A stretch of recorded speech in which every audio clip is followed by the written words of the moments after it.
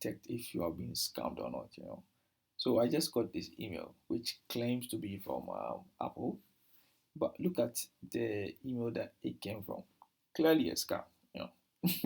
So in order not to risk anything, you just open it in your incognito, right? So if you open it in incognito, this is the address. The address is a weird address. It's not even apple.com. So like it is a phishing website. So what they are doing is once you enter your email address in here and your password, it will just email it to them and then they will just steal your shit. So I'm going to mess with them.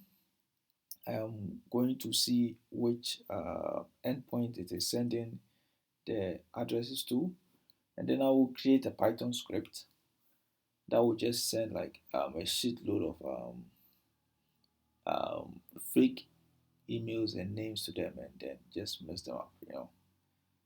Yeah, let's fuck with some scammers.